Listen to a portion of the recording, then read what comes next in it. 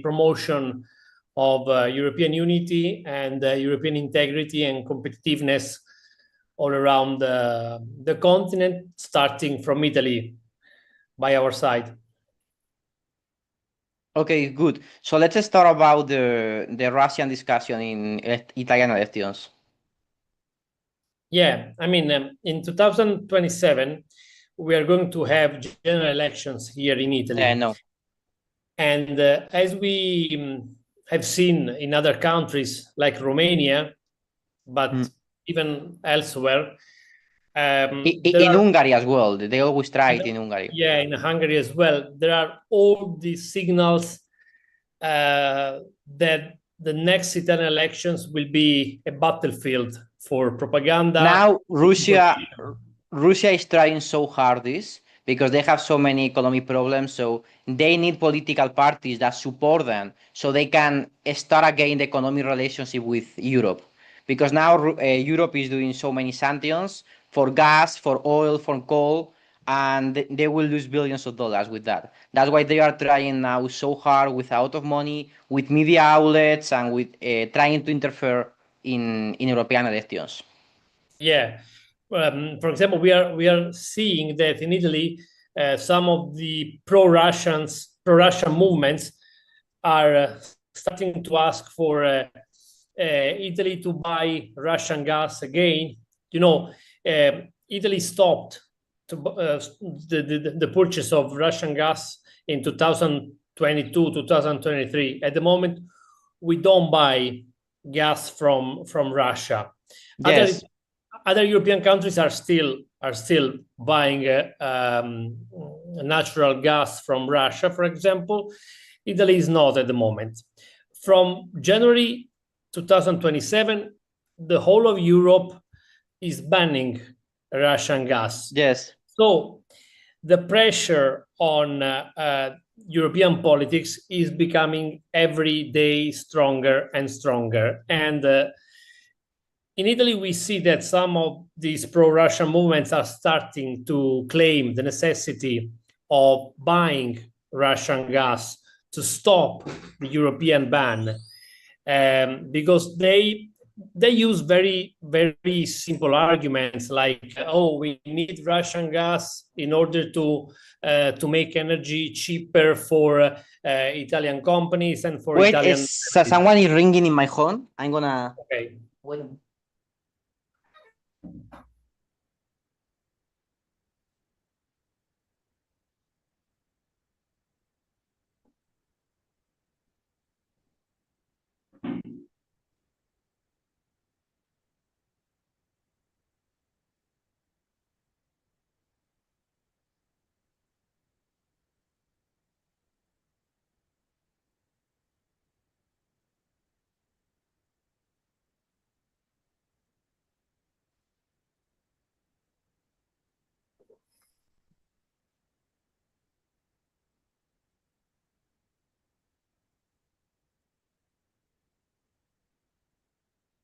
Okay, I'm with you.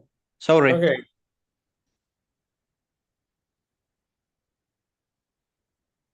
Yeah, you can continue. Okay, but you are recording. Then is it a video? Yeah, yes. Everything's been recorded. Yes. Okay, but is it a video interview or an interview that we are going to? I don't know. You are going to. Then we are going to post a search of the interview. Okay. Okay. So what's happening now is that these pro-Russian movements are asking for Russian gas as a way to reduce the energy costs for Italian enterprises, companies, and families as well. So it's a very simple argument, a very tricky argument that they are using. Apart from that, especially because Europe is having a crisis after 2022, especially because we were so dependent of Russian gas. Like more than 50% of our gas imports came from Russia. So that's why we had this problem after the sanction. And this has been a massive geopolitical mistake from the European Union to be so dependent of Russia, because Russia is not a normal country. It's not like Belgium. You are talking a country that has an expansionist vision of the war. They always had this vision. And that's why having your economy based on this Russian gas was a huge mistake that the European Union made during the last decades. Yeah, even people that are open to free market ideas should understand that the problem is not dealing with Russia as one of the other players of the market. Yes. Russia doesn't behave as a normal player in the open market.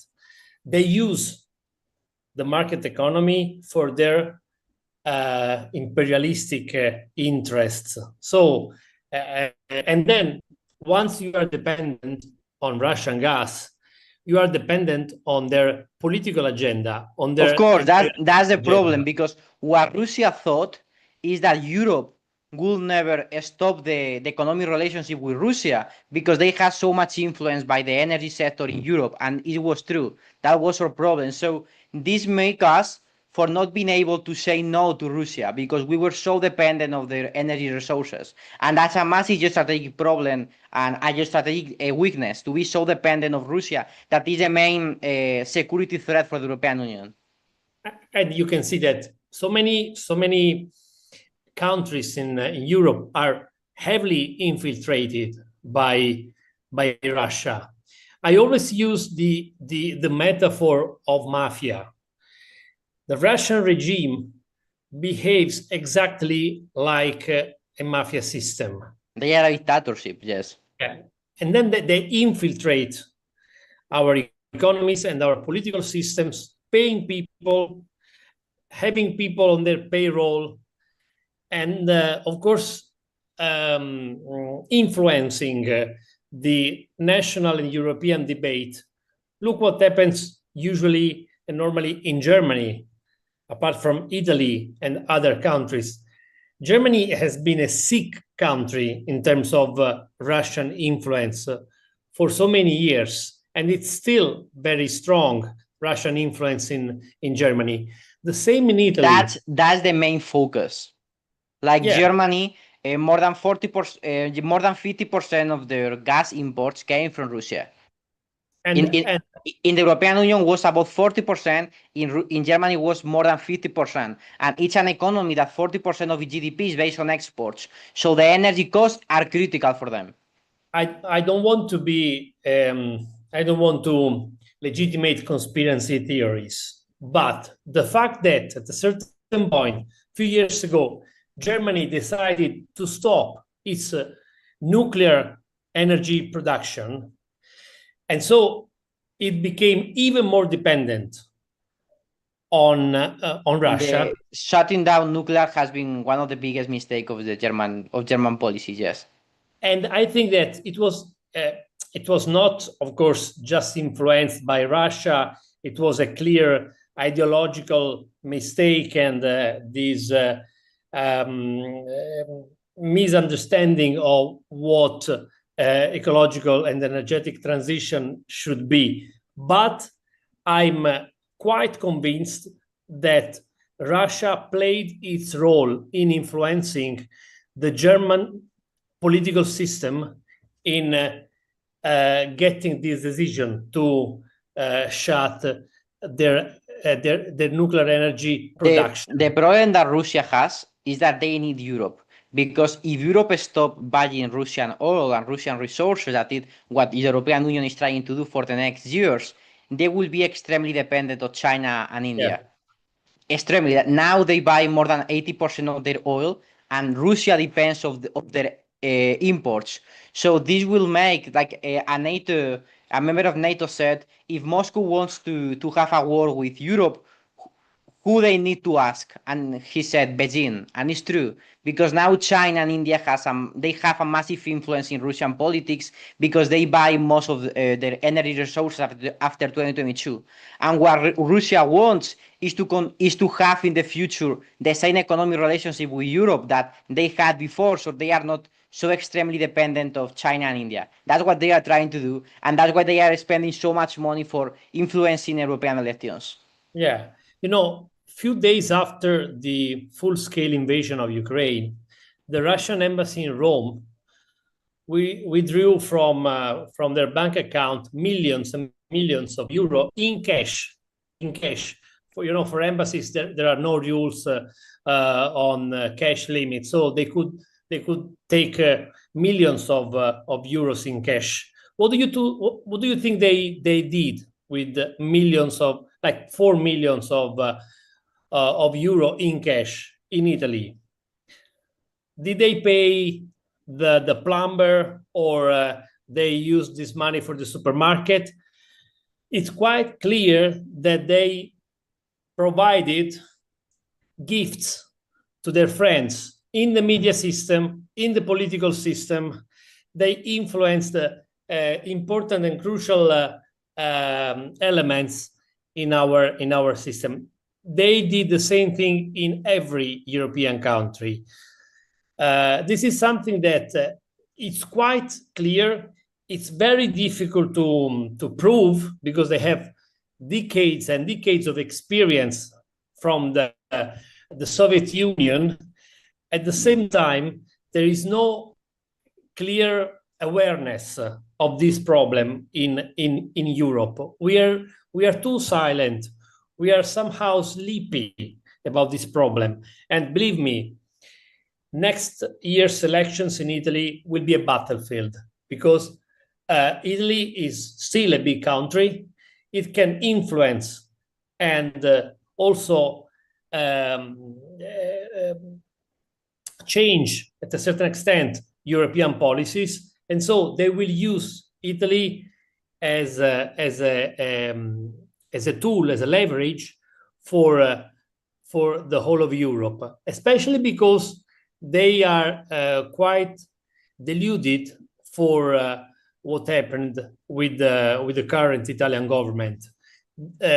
Russians had quite big expectations on what Matteo Salvini and Lega could do to influence Meloni government. At the end of the day, Salvini was quite weak.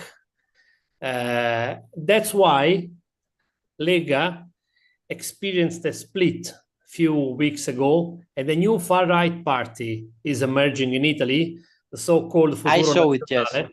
The so-called Futuro Nazionale, National Future, led by General Roberto Vannacci.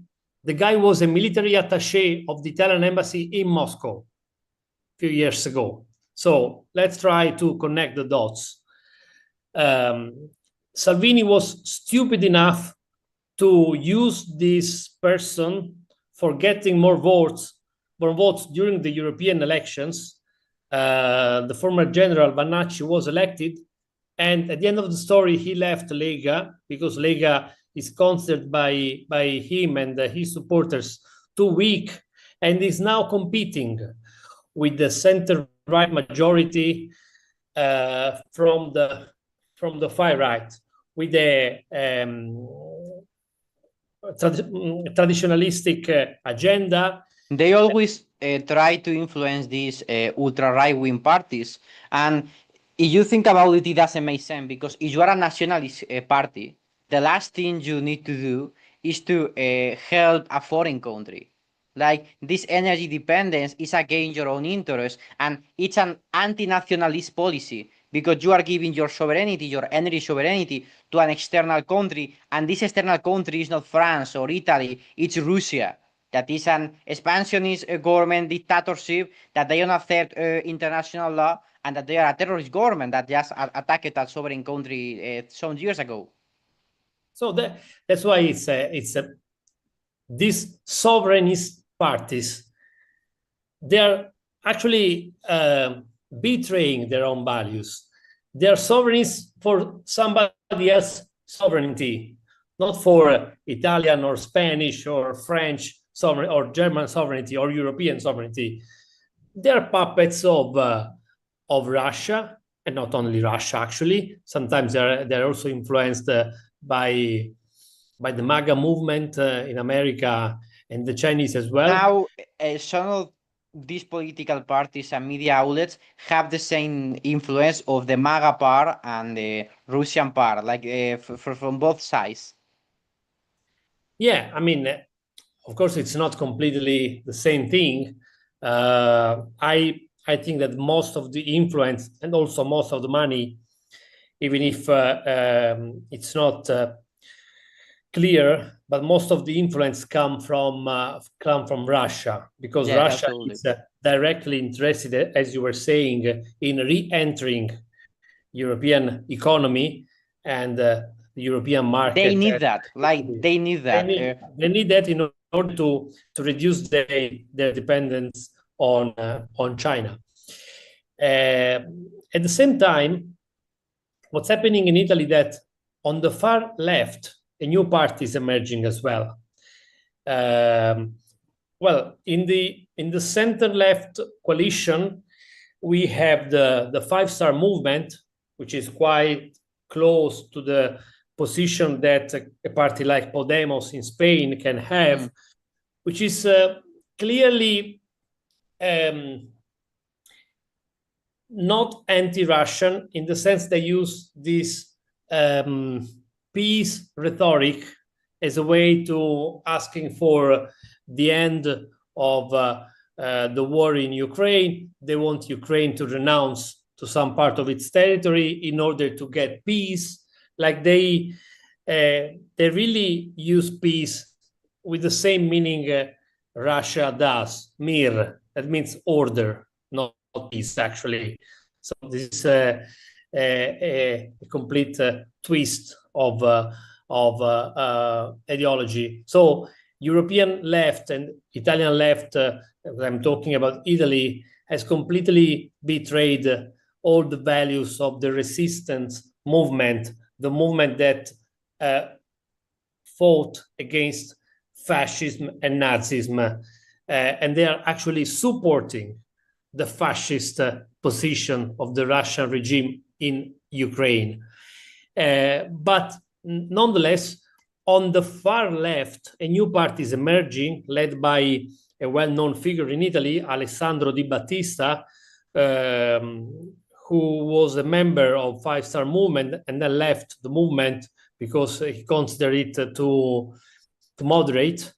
And he is quite familiar with Moscow and with some Russian intellectuals. So what's happening in Italy that on the far right and on the far left, new parties are emerging, and they are determining a chaotic situation for next election. I think this is what Putin is looking for next year's election in Italy. Of course, Italy is not the only target of their attention. Now they are trying to influence on the United Kingdom, France, Italy, and Germany. Yeah, especially Germany. Especially Germany, of course. What I say is that the comprehension and awareness of this problem is quite low among the general public opinion, and even by the sometimes the public opinion think this is sometimes you think this is European propaganda, and it's no, it's absolutely true that's what they are trying to do.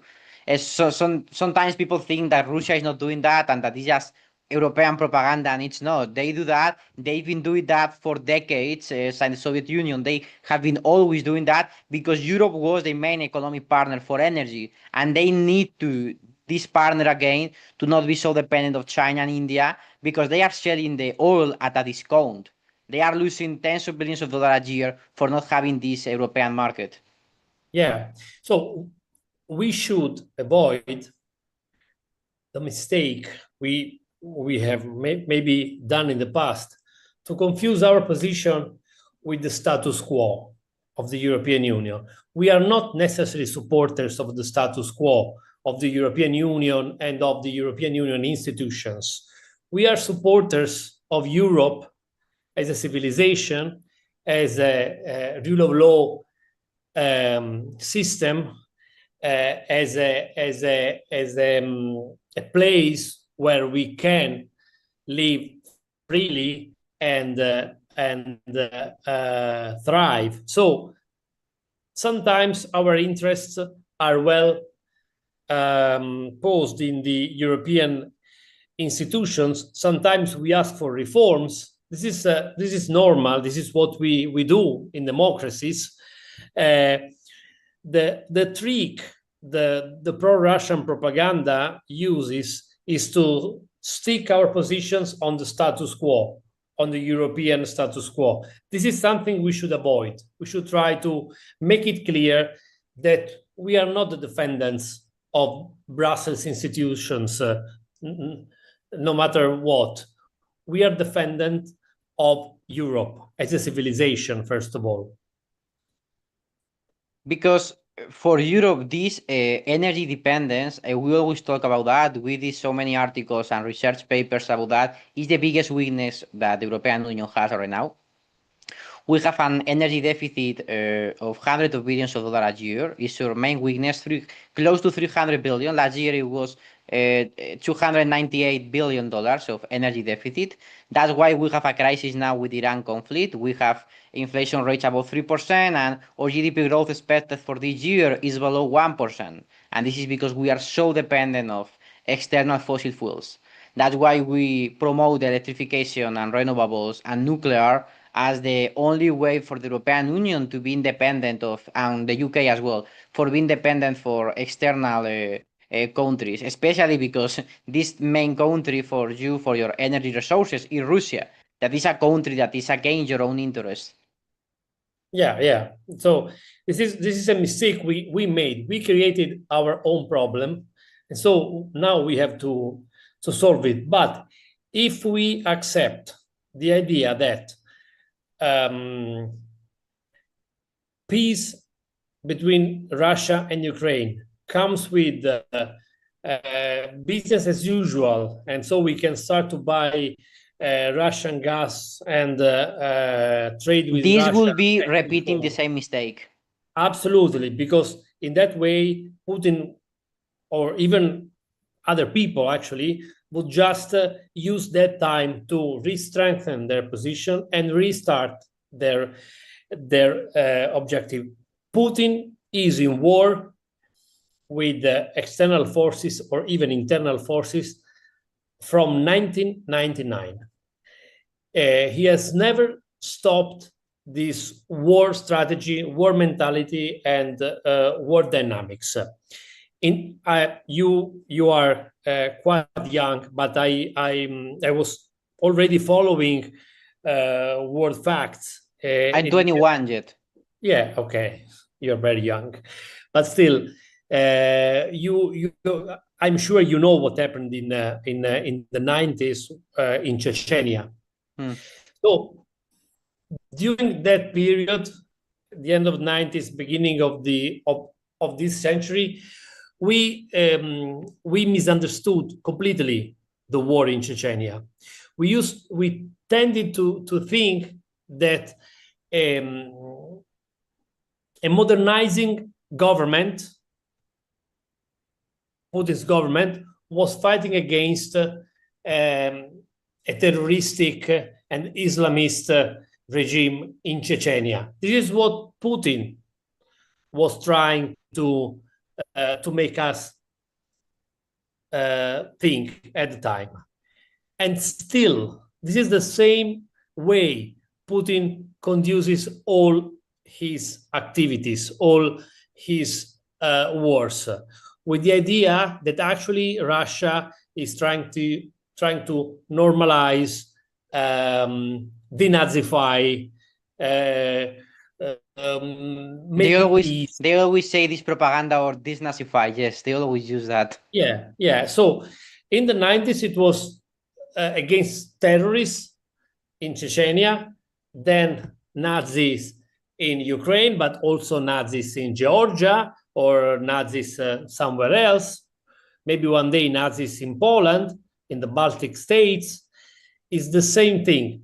What I really think is actually is that after World War II, European former empires lost their empire mentality. United Kingdom, France, before them, Spain, Germany, even Italy, Belgium. Russia has never lost its imperialistic way of thinking. And They didn't do it because they don't have the economic capacity of doing it, but they always have this mentality. They continue having this mentality.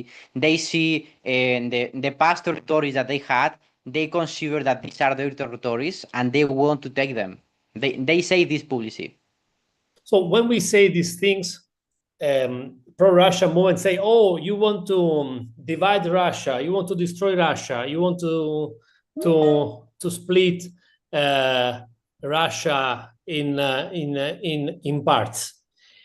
Actually, I think that Russia should decolonize some regions, some nations, some territories, especially those who are now providing most of the soldiers to the Russian war in Ukraine. So I'm adding something that I think we should be tough on.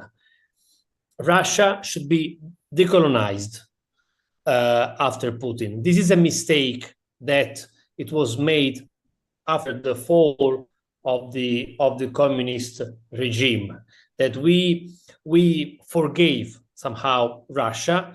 We thought that Russia was ready to enter the globalization, the Western world, the market economy. They never did. They never accepted the rules. Yeah, that's the sad and sour truth, and we should deal with that one day. But first of all, what I'm trying to say, and I really thank you for this opportunity, is that what with our organization, we newly established organization, europeisti.eu, will do in next autumn, I think in October, we will have a very big event, I think in Bologna, and we will launch a campaign against the disinformation and the disinformation war in Italy towards our general elections in 2027. We will provide all the people and activists who are interested a toolkit to have meetings, lessons, events all around Italy for making people aware of all the hybrid war they will be exposed in the next months. So this is something that it will occupy our association's time in the next months, and I hope that as Renaissance Europe Institute, you will be with us in Bologna in October, because it will be a big event with something that maybe one day could be replicated also elsewhere in Europe. Yes, I really agree. So thanks for everything. Thank you for this opportunity, and let's continue to talk and to collaborate. Yeah, we can do this more in the next weeks. Yeah, I will invite you as well in a webinar if you're available. Even I'd like you to talk to us about. I mean, you have very interesting and smart points of view about the economy and industry, the future of European industry, which is something that we should talk a little bit more. Demography as well. Many of your contents are very inspiring and very useful. Okay, thanks. Thank you. Okay, so Bye. thanks for everything. Bye. Ciao, ciao.